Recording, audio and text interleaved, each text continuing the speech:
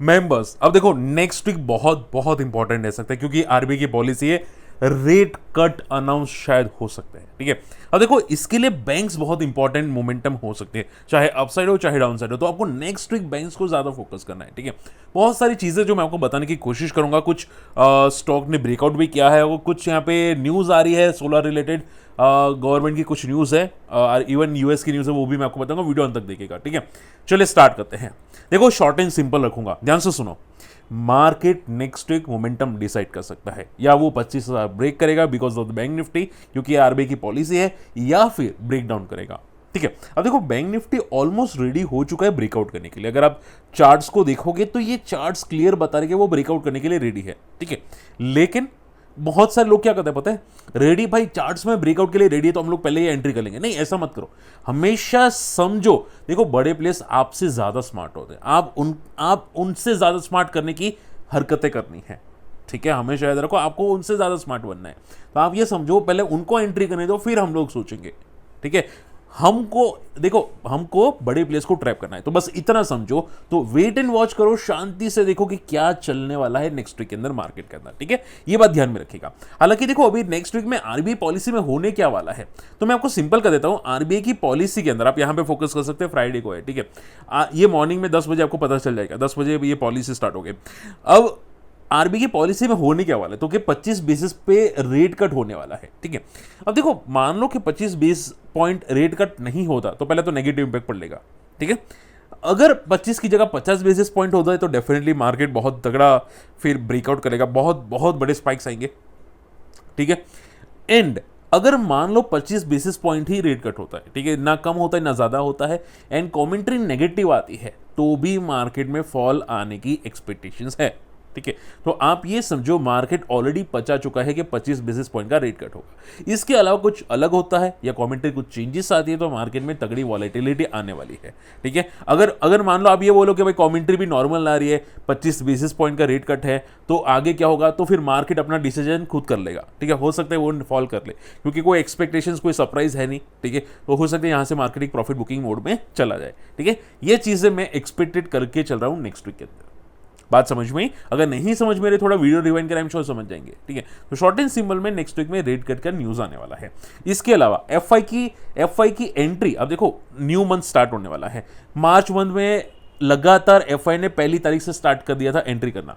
मैंने आपको बताया था कि मार्च मंथ में पुल बैक आएगा, तो उस टाइम पे मार्च मंथ में एफआई ने एंट्री करना स्टार्ट कर दिया था, और मार्च मंथ में यहाँ पे निफ्टी ने पुल बैक दिया था फ्रॉम द लोअर लेवल से। ठीक है, मार्च के स्टार्टिंग के अंदर ही आपको क्या ध्यान में रखना है, आपको ये ध्यान में रखना है कि मार्केट में अभी एफआई बिकवाली कर रहे हैं जून मंथ के अंदर के नहीं। ठीक है, अगर एफआई बिकवाली करेंगे जून के 3 दिन के अंदर, स्टार्टिंग के 3 डेज यानी कि सेकंड थर्ड फोर्थ, अगर वो बिकवाली करते तो यहां से प्रॉफिट बुकिंग आएगी। अब पूछो सर मुझे क्या फर्क पड़ेगा अगर मार्केट में प्रॉफिट बुकिंग आएगी, तो मैं सिंपल कर देता हूं, बहुत सारे ऐसे स्टॉक्स होंगे जो 7-7% तक भी गिरने वाले हैं। ठीक है, जो स्टॉक ज्यादा भागे नहीं है करंट टाइम पे, वो भी गिरेंगे और वो भी तगड़ा गिरेंगे। ठीक है, तो बहुत बहुत स्टॉक स्पेसिफिक रहना होगा। और एक बात याद जरूर रखिएगा कि अच्छे से अच्छे स्टॉक भी गिरेंगे।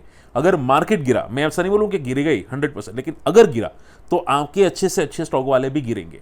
ठीक है, अच्छे से अच्छे भी गिरेंगे। ठीक है, लेकिन देखो सिंपल है, आपको अगर आपके अच्छे स्टॉक आपने फोकस किया है, ठीक है, तो ऐसा मत समझना कि वो वापस ऊपर नहीं आएंगे, वापस न्यू हाई मारेंगे। ठीक है, वापस न्यू हाई मारेंगे। बस आप ये समझो आपका टाइम फ्रेम थोड़ा लंबा रखना पड़ेगा फिर। ठीक है, फिर 1 महीने का नहीं रखना पड़ेगा, फिर आपको 2-3 महीने या 4 महीने का रखना पड़ेगा, क्योंकि जब मिड कैप रिकवर करेंगे तब अच्छे स्टॉक रिकवर कर लेंगे आराम से। ठीक है, तो बस ये माइंडसेट रख के चलेगा, और नेक्स्ट वीक में मार्केट अपना मोमेंटम डिसाइड करने वाला है। ठीक है, इसके अलावा वोडाफोन आइडिया, अब देखो वोडाफोन आइडिया के रिजल्ट आ चुके हैं, रिजल्ट्स अनुमान के आसपास ही थे, लेकिन कंपनी ने फंड रेजिंग की है। अब देखो मैं ये चीज़ें बोलना चाहूँगा, कंपनी ने जो फंड रेजिंग अप्रूव की है ये मुझे समझ में नहीं आया सीरियसली, क्योंकि कंपनी ने जो फंड रेजिंग अप्रूव की है उसमें मेंशन था कि वो एनसीडी के माध्यम से कर सकते हैं। ठीक है, बॉन्ड के माध्यम से कर सकते हैं, क्यूआईपी के माध्यम से कर सकते हैं, मतलब ऐसा कोई फिक्स है नहीं। ठीक है, कि कौन से माध्यम से ये लोग फंड रेजिंग करने वाले हैं। ठीक है, बस मतलब लिख दिया कि भाई फंड रेजिंग हम लोग करने वाले 20,000 करोड़ की, कैसे करेंगे, कहाँ से फंड्स आएंगे, क्या कोई आएगा कि नहीं यहाँ पे। अब देखो बॉन्ड की तो वैल्यू है नहीं, वोडाफोन आइडिया 2026 में खुद बोला कि मैं बैंकरप्ट हो जाऊंगा, तो बॉन्ड की कहाँ से रिस्पेक्ट होगी, बॉन्ड की कोई रिस्पेक्ट नहीं होगी। ठीक है, और कौन सा बड़ा प्लेयर यहाँ पे इन्वेस्ट करेगा क्यूआईपी के जरिए, जब यहाँ पे कंपनी खुद बंद होने की बात करी है। ठीक है, तो ये जो फंड रेजिंग होगा वो क्या सक्सेसफुल होगा कि नहीं, वो बहुत इंपॉर्टेंट है। बात समझ में आ रही है? तो वोडाफोन एरिया का मोमेंटम मंडे को एक आइडिया आ जाएगा कि उसको कहाँ जाना है। और हाँ, ऐसा कोई सरप्राइज चीज़ें नहीं है जो ये बोल सके कि भाई यहाँ पे मार्केट में शायद वोडाफोन आइडिया पॉजिटिव जाने की उम्मीद है अभी के लिए, current based on the current news. But आगे कोई न्यूज़ आती है तो देखेंगे, ठीक है। तो ये न्यूज़ पे कोई ज़्यादा एक्सपेक्टेशंस नहीं है। इसके अलावा पीले स्कीम, अब देखो गवर्नमेंट ने पीले स्कीम जो सोलर मॉडल्स पे थी वो इसकी डेडलाइन को एक्सटेंड कर दी गई है, यानी कि इनकी जितने भी मॉड्यूल्स बनने वाली कंपनीज है उनको बेनिफिट मिल सकता है। और इसमें नाम आ जाता है सुजलॉन का भी नाम आ जाता है, और सुजलॉन जैसी दूसरी कंपनी जो इंडिया में मॉड्यूल्स बनाती है उसका भी नाम आ जाता है। तो कंपनी को ये थोड़ा बहुत बेनिफिट आपको आता हुआ दिखाई दे सकता है सुजलॉन जैसी कंपनीज के अंदर, ठीक है। हाँ, थोड़ा मोमेंटम आएगा, लेकिन ऐसा मत समझो कि भाई ब्रेकआउट करेगा। मैं भी रडार पे रख रहा हूँ ब्रेकआउट करेगा कि नहीं, लेकिन थोड़ा सा मोमेंटम एक्सपेक्टेड है। इसके अलावा मैं यहाँ पे बताना चाहूँगा लास्ट चीज़ें, डोनाल्ड ट्रंप ने कुछ न्यूज़ रखी है कि वो लोग एल्यूमिनियम स्टील पे यहाँ पे टैक्स 25% से बढ़ा के 50% करने वाले हैं, ठीक है। तो ये चीज़ें थोड़ी नेगेटिव है। अब देखो मैं ये न्यूज़ के बारे में डिटेल में नहीं जानता, ठीक है। मेरे को सिर्फ इतना समझ में आता है कि ये न्यूज़ आई थिंक शायद चाइना या दूसरी कोई कंट्रीज़ पे लगने वाली है, ठीक है। तो देखते हैं यहाँ पे, अगर उनकी पे लगेगा तो इंडिया के लिए बेनिफिट होगा, बट क्या सब पे लगेगा कि नहीं वो देखना पड़ेगा, ठीक है। तो ये एक न्यूज़ आती हुई दिखाई दी जो शायद मंडे को मार्केट में या नेक्स्ट वीक को मार्केट में इंपैक्ट कर सकते हैं फॉर द स्टील कंपनीज के अंदर, ठीक है। चलिए, तो इतनी सारी न्यूज़ है इन शॉर्ट में, पीले स्कीम्स, डोनाल्ड ट्रंप की न्यूज़ और हमारी आरबीआई पॉलिसी। और आरबीआई की पॉलिसी के पहले यहाँ पे मार्केट में शायद थोड़ी बहुत मोमेंटम आ सकते हैं, चाहे डाउन साइड चाहे अप साइड, लेकिन मोमेंटम आपको नेक्स्ट वीक में दिखाई दे सकते हैं। इसके अलावा इंडिया का मैन्युफैक्चरिंग पीएमआई डेटा आने वाला है मंडे को, एंड वो कोई फर्क नहीं पड़ेगा। पीएमआई का डेटा एक डेटा फर्क पड़ेगा जो गुरुवार को आने वाला है, वो है यूएस के इनिशियल जॉबलेस क्लेम्स। ये थोड़ा बहुत इंपैक्ट कर सकते हैं मार्केट को गैप अप या गैप डाउन करने के लिए, ठीक है। बाकी कोई खास न्यूज़ आपको दिखाई नहीं दे रही है। हाँ, एक लास्ट न्यूज़ है जो आपको फोकस करनी चाहिए, लेकिन ये शायद सितंबर अक्टूबर में होगा, क्योंकि उनका बजट सितंबर अक्टूबर के मंथ के आसपास होता है। मैं बात करूँ यूएस का, ठीक है। तो माना ये जा रहा है कि फॉरेन कंपनी पे टैक्स रखा जा सकता है, ठीक है। यूएस गवर्नमेंट ये सोच रही है फॉरेन कंट्री पे टैक्स रखा जा सकता है, लेकिन क्या ये इंप्लीमेंट होगा नहीं होगा, कैसे होगा, वो देखना पड़ेगा, ठीक है। ये चीज़ें जो आपको ध्यान में रखनी चाहिए। लेकिन पॉइंट आ जाता है कि सर ये सभी चीज़ें क्या नेक्स्ट वीक में मार्केट में इंपैक्ट करेगी और कौन सी बड़ी इंपैक्ट करेगी? तो सिंपल रूल है, आरबीआई की पॉलिसी सबसे बड़ी इंपैक्ट करने वाली, बाकी कोई ऐसी न्यूज़ नहीं है जो बड़ा इंपैक्ट करने वाली है। आरबीआई की पॉलिसी मार्केट का पूरा डायरेक्शन चेंज कर सकती है, ठीक है। बैंक निफ्टी को 1000 से 15 पॉइंट भी मोमेंटम करवा सकती है, even upside even downside, not confirm, लेकिन वो करवा सकती है। तो ये चीज़ें आपको नेक्स्ट वीक में फोकस करनी पड़ेगी, ठीक है। अब मान लो कि हम लोग यहाँ पे चार्ट्स पे फोकस करें, चार्ट्स क्या बता रहे हैं? तो देखो मंथली चार्ट में तीसरे महीने के अंदर ऊपर रेजिस्टेंस क्रिएट दिखाई दे रहा है। थर्ड मंथ मार्केट लगातार ऊपर गया है, तो ये रेजिस्टेंस क्रिएट दिखाई दे रहा है। हालांकि चार्ट्स तो यही बता रहे हैं कि मार्केट में प्रॉफिट बुकिंग शायद आ सकती है, बिकॉज जिस तरह से चार्ट बनते हुए दिखाई दे रहे हैं। इसके अलावा अगर मैं वीकली चार्ट की बात करूँ, वीकली चार्ट की बात करूँ, तो वीकली चार्ट क्या बता रहा है? ऊपर रेजिस्टेंस क्रिएट हो चुका है, ठीक है। तो अगर मार्केट मंडे को स्टेबल ओपन होता है तो चांसेस है कि मार्केट वापस के लिए एक बार आ सकते हैं 24,400, ठीक है। नेक्स्ट वीक की बात करो, 24,400 आता हुआ दिखाई दे सकते हैं। तो मार्केट तो यही बता रहा है, ठीक है, कि मार्केट में शायद एक फॉल आ सकता है, क्योंकि जिस तरह से पैटर्न बन रही है ये हैंगिंग मैन पैटर्न है, और हैंगिंग मैन पैटर्न के बाद आप देखोगे मार्केट में शायद एक फॉल दिखाई दे सकते हैं।